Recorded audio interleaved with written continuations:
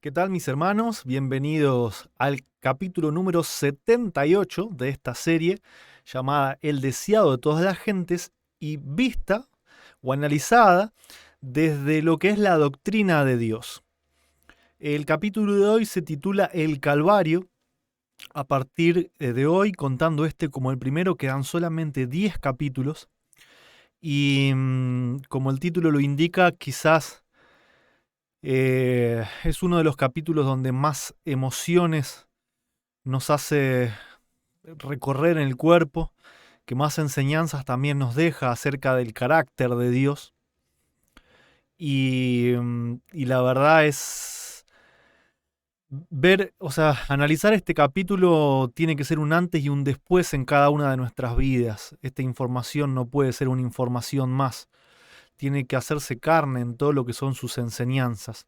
Así que los invito a que podamos ir a la lectura, al análisis. Habíamos quedado después de que Pilato ya lo entregara a Cristo a la cruz. Los sacerdotes bueno, junto con los soldados romanos, tomaron a Cristo y lo llevaron al llamado lugar de la calavera, que quedaba cerca de la ciudad, pero del lado de afuera. Y esta noticia de la crucifixión de Jesús llegó a todos lados y una multitud enorme vino a ver, algunos para burlarse, otros no pudiendo creer lo que sucedía, algunas mujeres llorando, pero hasta los mismos líderes romanos habían venido a ver cómo se sucedería toda esta escena, ¿no es cierto?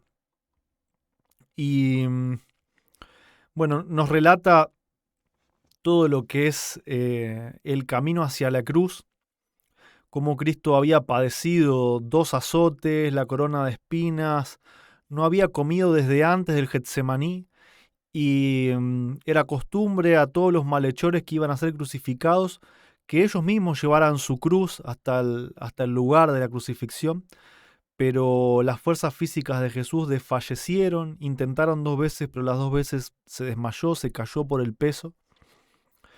Y no había nadie que estuviese dispuesto a llevar la cruz porque era algo totalmente humillante y los judíos consideraban de que los iba a contaminar y debían festejar la fiesta. Pero bueno, apareció un hombre llamado Simón de Cirene. No era discípulo de Cristo, pero sus hijos creían en el Salvador. Él estaba convencido también y le dieron a él para llevar la cruz. Y después de esto él sacó como conclusión de que había sido eh, una bendición, ¿no es cierto? Acá está subrayado. Resultó una bendición para él llevar la cruz al Calvario y desde entonces estuvo siempre agradecido por esta providencia. Ella, la cruz, le indujo a tomar sobre sí la cruz de Cristo por su propia voluntad y a estar siempre alegremente bajo su carga. La providencia, ¿no? Le indujo a tomar sobre sí la cruz de Cristo por su propia voluntad y para él fue una lección donde terminó de asentar su fe, ¿no es cierto? No había nadie que se compareciera de Cristo en todo este camino, pero unas mujeres lloraron por tierna compasión. Quizá esas mujeres habían recibido de los milagros de Jesús, pero no estaban convencidas de su divinidad, sino que su misericordia o su enternecimiento era humano, ¿no es cierto? Y a Jesús hasta en ese momento devuelve con algunas palabras, ¿no es cierto?, esa compasión y les dijo, no lloren por mí, sino por vosotras mismas y por vuestros hijos. Y dice que Cristo vio que muchas de ellas iban a terminar muriendo en la destrucción de Jerusalén. Sin embargo, se apiadó, hasta en ese momento se apiadó, ¿no es cierto? Mientras Jesús caminaba hacia el Calvario, Su mente se puso justamente en la destrucción de Jerusalén, y de esa destrucción los pensamientos pasaron a un juicio más amplio. En la destrucción de la ciudad impenitente vio un símbolo de la destrucción final que caerá sobre el mundo. Entonces comenzarán a decir los montes, caed sobre nosotros, y a los collados, cubridnos, porque si en el árbol verde hacen estas cosas, en el seco, ¿qué se hará? Por el árbol verde Jesús se presentó a sí mismo, el Redentor inocente. Y fíjense acá cómo hoy vamos a asentar los fundamentos del carácter de Dios. Dios permitió que su ira contra la transgresión cayese sobre su Hijo amado. Cuando nosotros leemos la ira de Dios, no podemos poner el significado que nosotros queramos a lo que significa la ira de Dios, porque la ira de Dios no es nuestra ira, no es la ira del ser humano. Vamos a dejar que la misma sierva de Dios defina qué es la ira de Dios, que en este momento caía sobre su Hijo amado. Jesús iba a ser crucificado por los pecados de los hombres. ¿Qué sufrimiento iba entonces a soportar el pecador que continuase en el pecado? Y nos responde: todos los impenitentes e incrédulos iban a conocer un pesar y una desgracia que el lenguaje no podía expresar. ¿Recuerdan cuando de Pilato se dijo en el capítulo pasado que no hubo un castigo peor para él que el Salvador dejara de hablarle, que prácticamente que lo ignorara y que saque su luz de sobre él? Este es el peor castigo que puede recibir el pecador. Un pesar y una desgracia del propio pecado que lo aplasta al ser humano, que el lenguaje no puede expresar. Es mucho peor que la azufre literal, que quemarse vivo, que ser traspasado por una espada o que una cruz. El pesar del pecado sin la protección de Dios es la peor cosa que puede sufrir el ser humano. Y esa es la ira de Dios. Dejar a cada uno librado a su elección, y en este caso era la ira de Dios derramada sobre su Hijo, quien eligió llevar los pecados, pero de nosotros, de los demás, no de Él mismo. Es tremendo, ¿no es cierto? Tremendo lo que hace el pecado, y nosotros quizás echándole la culpa a Dios de que si no obedecemos Él nos va a matar, cuando es el pecado mismo el que aplasta a los propios seres humanos. Sigue avanzando la historia, ¿no es cierto? Y también nos relata que ninguno de los discípulos de Jesús estuvo en ese momento, y se cumple la palabra, ¿no? Cuando decía, heriré al pastor y las ovejas de la manada serán dispersas. Después solamente vamos a ver que aparece Juan en la historia al lado de María, la madre de Jesús. Y bueno, ahí justamente en esta parte de la historia se nos relata, ¿no?, que María quiso estar con su hijo sosteniéndole la cabeza, pero no le fue permitido. Y hubo una lucha dentro de ella, ¿no?, por el hecho de no poder hacer nada. Que en todo esto que vivió Jesús no se oyó ningún murmullo ni una queja. Permaneció sereno, ¿sí? Mientras los soldados estaban realizando su terrible obra, Jesús oraba por sus enemigos. Padre, perdónalos porque no saben lo que hacen. Lejos de decir, ¿no es cierto?, Padre, quémalos en el fuego del infierno. Padre, perdónalos porque no saben lo que hacen. Su espíritu se apartó de sus propios sufrimientos para pensar en el pecado de sus seguidores y en la terrible retribución que les tocaría. No invocó maldición alguna sobre los soldados, que le maltrataban tan rudamente. No invocó venganza alguna sobre los sacerdotes y príncipes que se regocijaban por haber logrado su propósito. Cristo se compadeció de ellos en su ignorancia y culpa. Solo exhaló una súplica para que fuesen perdonados porque no saben lo que hacen. Es el carácter de Dios, ¿no es cierto?, que no quiere destruir a nadie. Dios quiere que todos se salven, pero no va a obligar a nadie a aceptar a Cristo. Él, en su extraña obra de la cual habla su palabra, va a dejar que cada quien tome la decisión que quiera y que siga el camino que quiera. Y todos los que vengan a Cristo van a ser bienvenidos. Y todos los que quieran ir para el otro lado van a ser dejados. Simplemente esa es la ira de Dios, es el castigo de Dios. Esa oración de Cristo, Padre, perdónalos porque no saben lo que hacen, abarcaba al mundo, abarcaba a todo pecador que hubiera vivido desde el principio del mundo o fuese a vivir hasta el fin del tiempo. Nos abarca a nosotros, ¿no? Sobre todos recae la culpabilidad de la crucifixión del Hijo de Dios, sobre mí también, sobre usted que está escuchando. A todos se ofrece libremente el perdón. El que quiere puede tener paz con Dios y heredar la vida eterna. Tan pronto como Jesús estuvo clavado en la cruz, ésta fue levantada por hombres fuertes y plantada con gran violencia en el hoyo preparado para ella, y esto causó los más atroces dolores al Hijo de Dios. Fíjense cómo doctrinalmente Elena escribe con sentimiento, pero no se olvida de lo que en verdad es, no se olvida de mencionar al Hijo de Dios, porque el fin de todo conflicto es si en verdad Jesús es Hijo de Dios o no. Sigue avanzando la historia y nos cuenta que Pilato había escrito una tablilla donde decía Rey de los judíos. Esto humillaba a los judíos, pidieron que lo cambie, pero dice que un poder superior a Pilato y a los judíos había dirigido la colocación de esa inscripción sobre la cabeza de Jesús.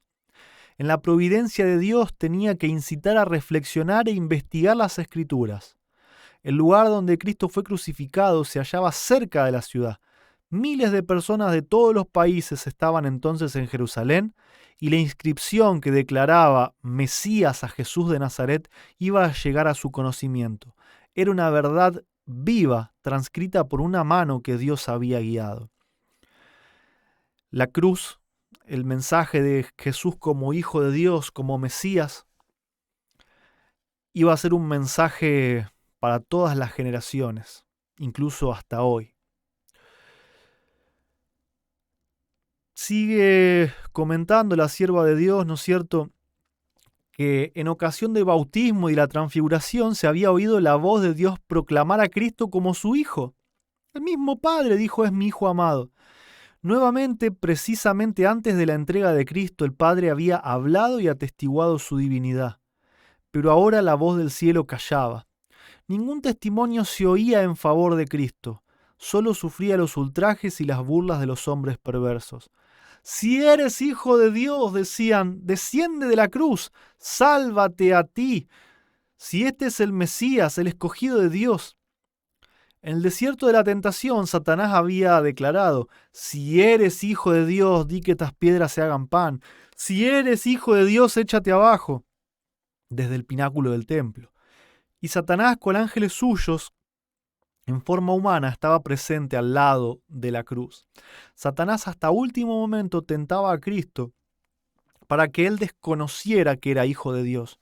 Jesús había aprendido que él era Hijo de Dios a través de las Escrituras, como lo podemos aprender nosotros. Y Satanás, en el peor momento de Cristo, en toda la debilidad, quería hacerlo dudar de eso. Así como hasta el día de hoy, a través de doctrinas como la doctrina de la Trinidad, nos quiere hacer dudar de aceptar a Jesús como Hijo de Dios y aceptar que es simplemente un amigo coigual y coeterno, ¿no es cierto? Mientras se burlaban del Salvador, los hombres que profesaban ser expositores de la profecía repetían las mismas palabras que la inspiración había predicho que pronunciarían en esta ocasión.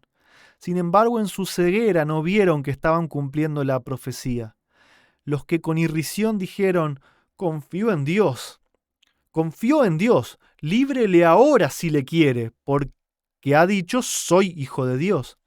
No pensaron que su testimonio repercutiría a través de los siglos, pero aunque fueron dichas en son de burlas, estas palabras indujeron a los hombres a escudriñar las Escrituras como nunca lo habían hecho antes. Hombres sabios oyeron, escudriñaron, reflexionaron y oraron, y hubo quienes no descansaron hasta que por la comparación de un pasaje de la Escritura con otro, vieron el significado de la misión de Cristo. Nunca antes hubo un conocimiento tan general de Jesús como una vez que fue colgado de la cruz. En el corazón de muchos de aquellos que presenciaron la crucifixión y oyeron las palabras de Cristo, resplandeció la luz de la verdad. Y hoy resplandece para nosotros, hermanos. Si la sierva del Señor, si la Biblia repiten constantemente que Jesús es el Hijo de Dios, ¿no vamos entonces nosotros a dudar de la doctrina de los hombres? ¿No vamos a dudar de las iglesias y de los ministros que interpretan que esto es mentira? ¿Y no vamos a creer en el texto inspirado que está escrito? ¿No vamos a aceptar que el plan de salvación en su centro es que en verdad Dios tenía un hijo engendrado de su seno y que lo envió a morir por nosotros? ¿Hasta cuándo vamos a pelear con esa verdad? Sigue avanzando la historia, ¿no es cierto? Y nos cuenta ahora sobre los dos ladrones que fueron crucificados con él, que eran socios de Barrabás. Uno hasta el fin de sus momentos siguió hasta injuriando a Jesús, pero el otro se enterneció en su espíritu y reconoció a Jesús, ¿no es cierto? En Jesús magullado, escarnecido y colgado de la cruz vio al Cordero de Dios.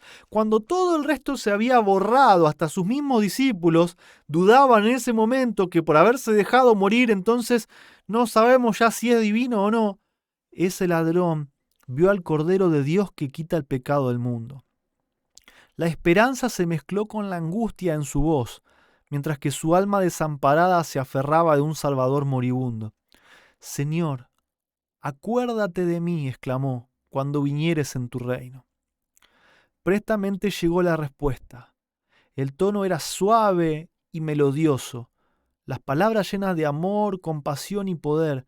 De cierto te digo hoy, estarás conmigo en el paraíso. Este fue el único consuelo que Jesús tuvo colgado de la cruz, porque ni sus discípulos se acercaron a dar unas palabras de esperanza.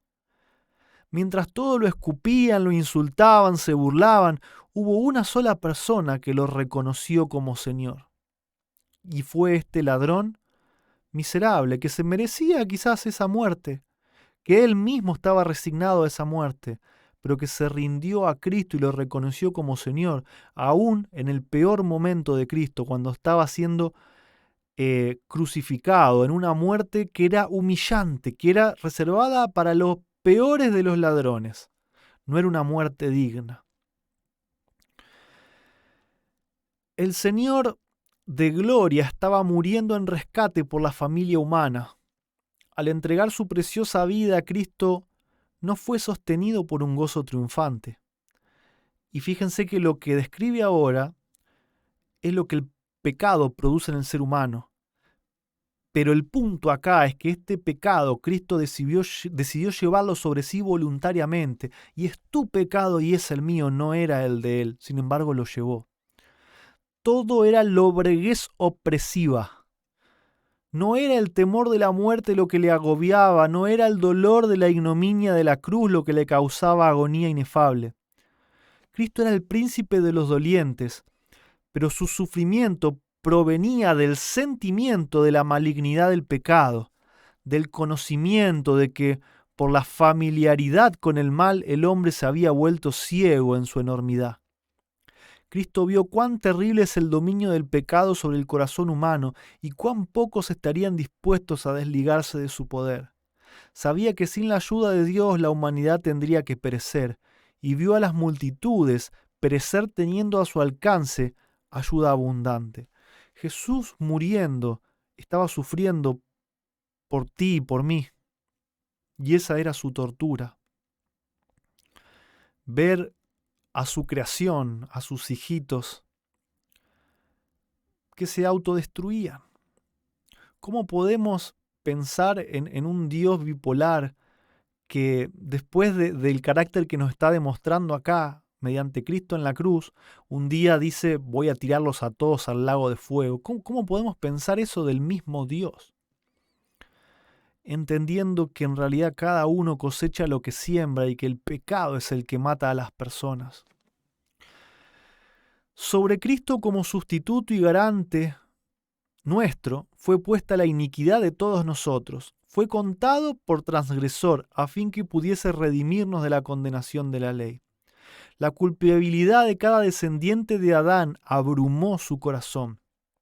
La ira de Dios contra el pecado, la terrible manifestación de su desagrado por causa de la iniquidad, llenó de consternación el alma de su Hijo.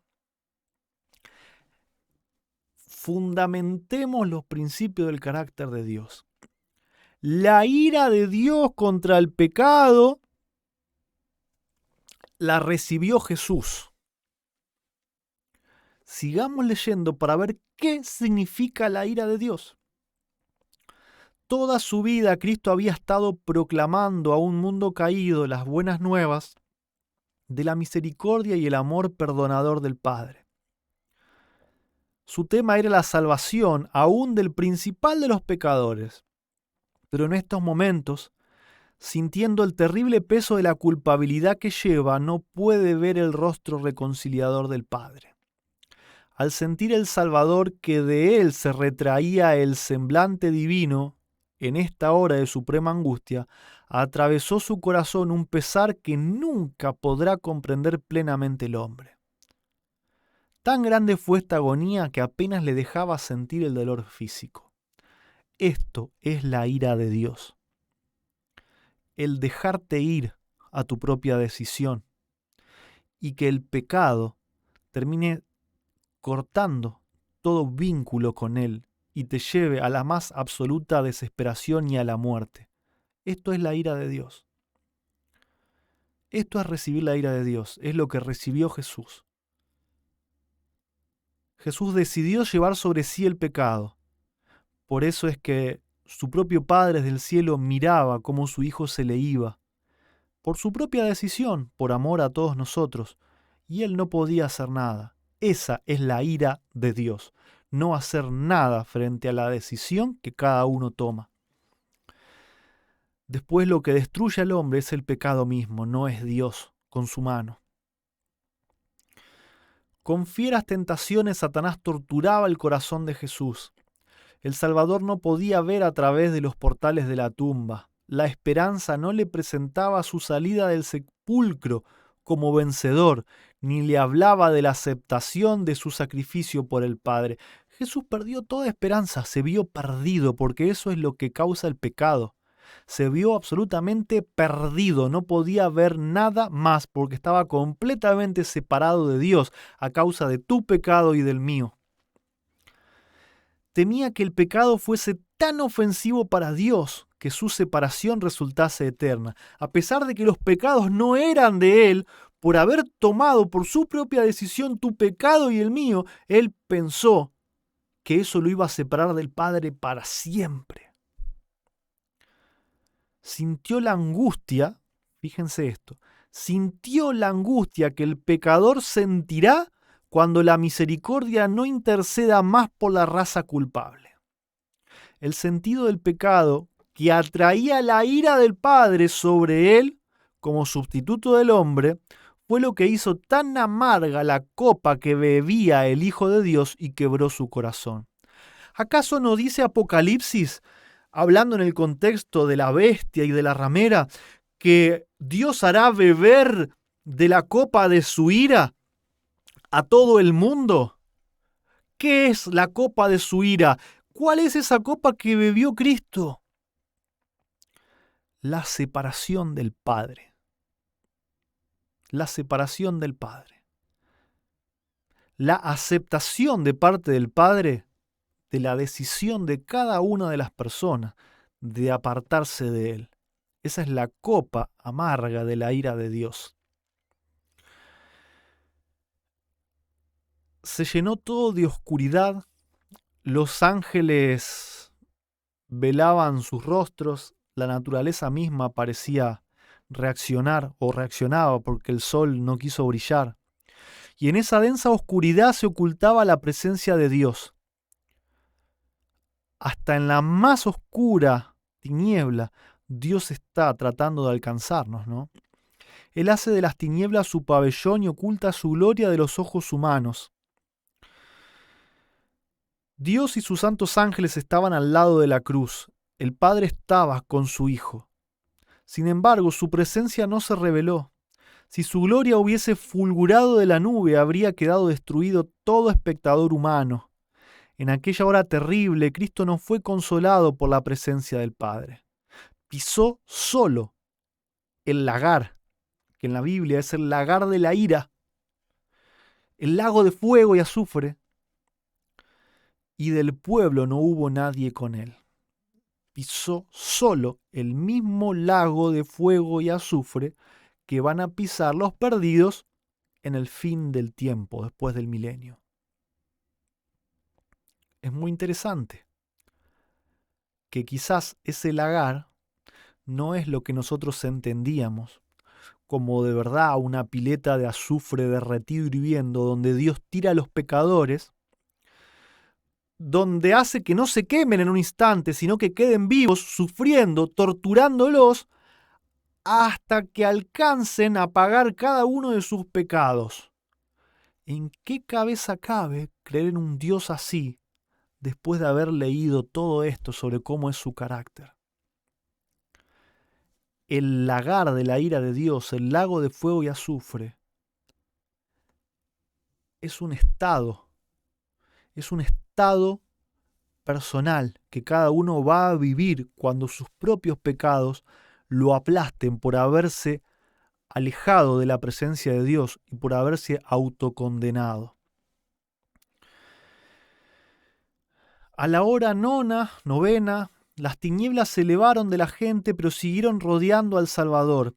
Eran un símbolo de la agonía y horror que pesaban, sobre su corazón. Ningún ojo podía atravesar la lobreguez que rodeaba la cruz, y nadie podía penetrar la lobreguez más intensa que rodeaba el alma doliente de Cristo. Fíjense que el pecado no solamente tiene consecuencias espirituales, sino físicas y naturales. Todo el pecado de la humanidad estaba en ese momento concentrado sobre Cristo y la naturaleza reaccionó y hubo una oscuridad completa como de muerte. Quizás eso también nos traiga la explicación sobre otras veces donde la naturaleza reaccionó y vomitó al hombre y nosotros estamos pensando que era Dios ejecutando sus juicios, liquidando a la gente.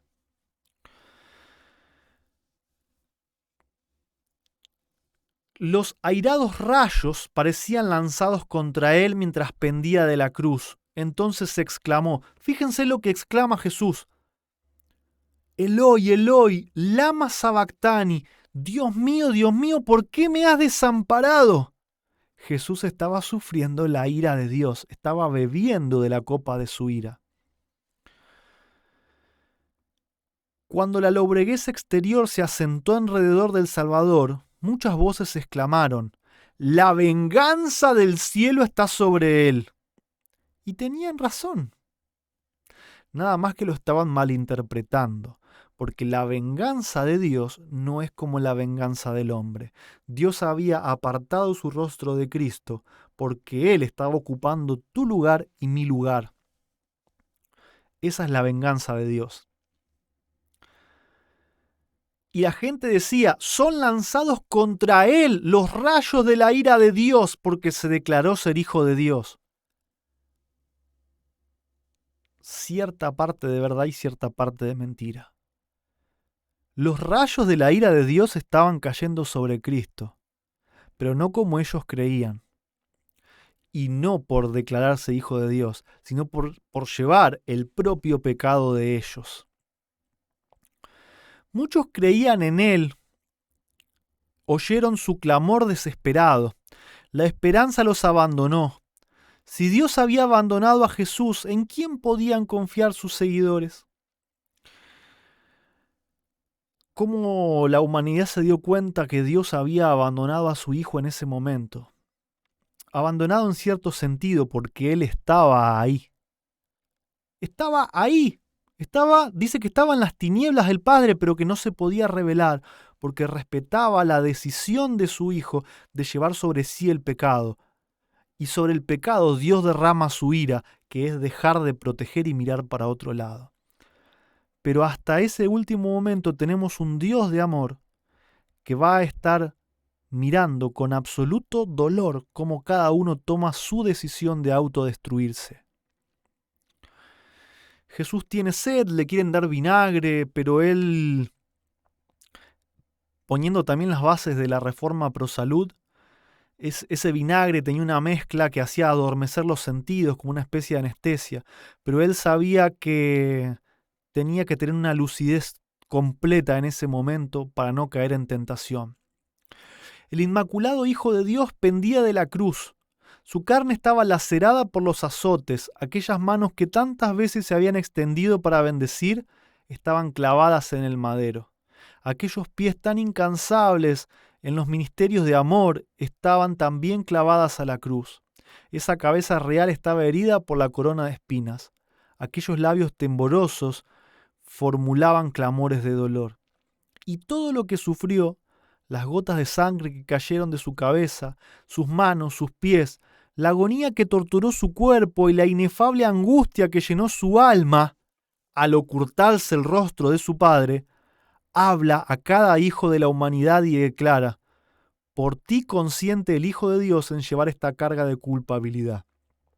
Por ti saquea el dominio de la muerte y abre las puertas del paraíso.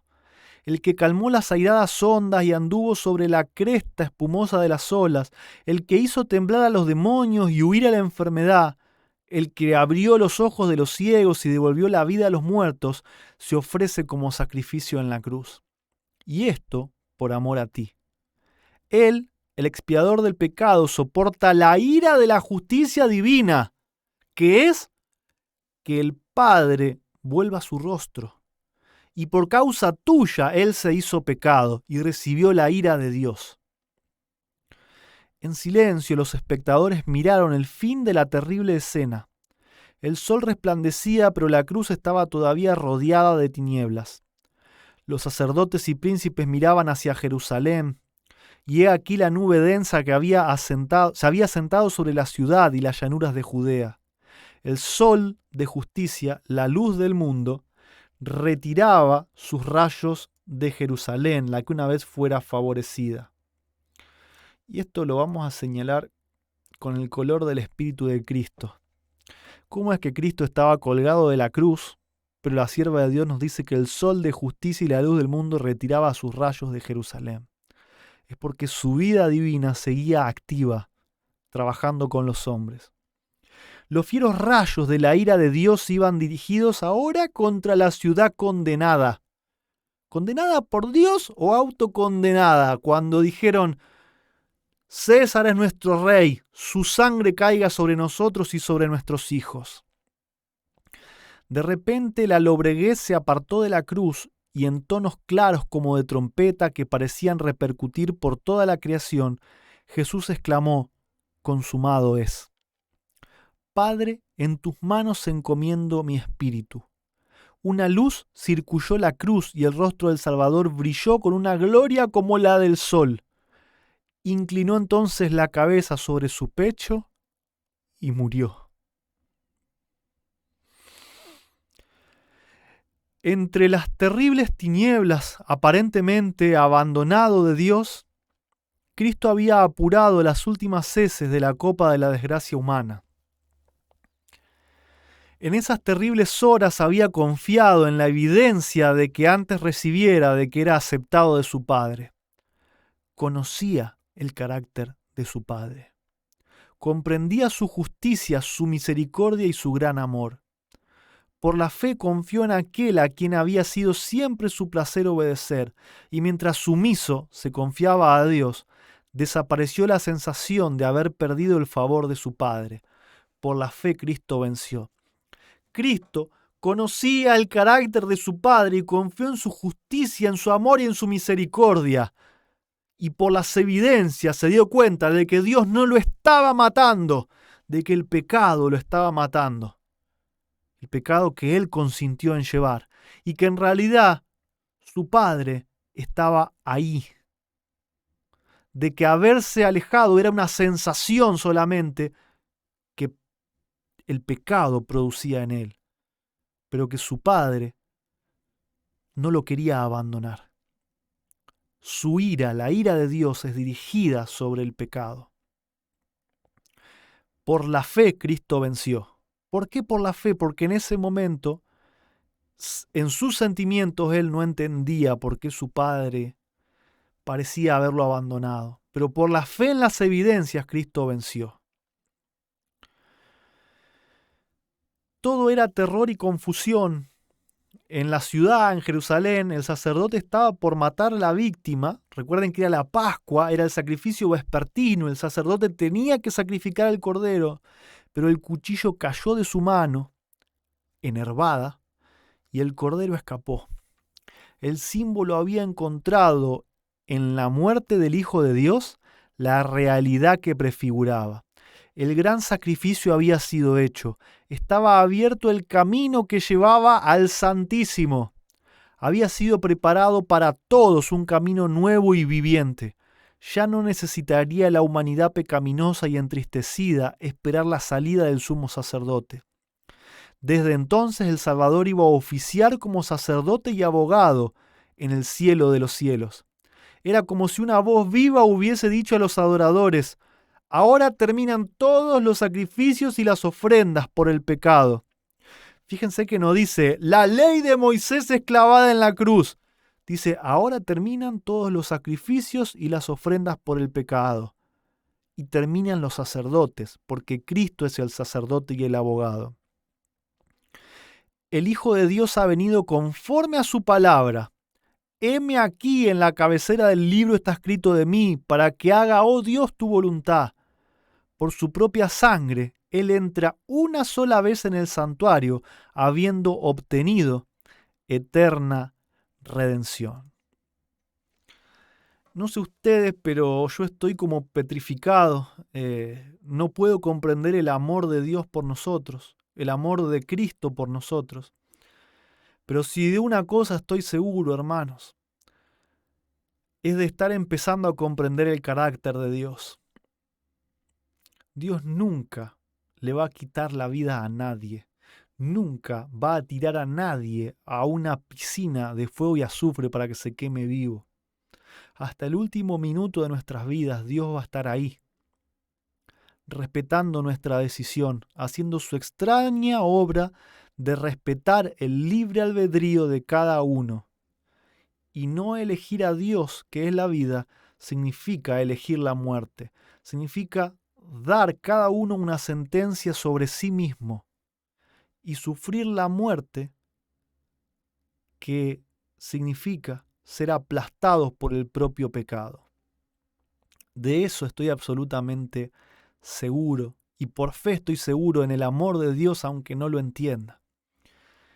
Estoy seguro de que Jesús es el Hijo de Dios, porque el Padre lo dijo, porque el mismo Cristo lo dijo, y estoy seguro que a través de su muerte, si yo me apropio de su vida divina, puedo ser justificado y puedo ser santificado para obtener salvación. Pero mi decisión tiene que ser estar dentro del cerco protector de Dios y no elegir a otro como mi rey. Y tampoco negar al Hijo de Dios, porque cualquiera que con la doctrina de la Trinidad, aceptándola, niega que Jesús realmente es un Hijo engendrado de Dios de su propio seno, está diciendo lo mismo que dijo el pueblo de Israel: la sangre de su Hijo sea sobre nosotros y sobre nuestros hijos. Es la verdad de salvación, aceptar que Jesús es el Hijo de Dios y que fue enviado acá para representar el carácter del Padre, para morir por nuestros pecados, para ser nuestro sustituto y para que podamos apropiarnos de su vida, para que Él viva por nosotros. Bendiciones, hermanos, y hasta la próxima, hasta el próximo capítulo de la serie El deseado de todas las gentes a la luz de la doctrina de Dios.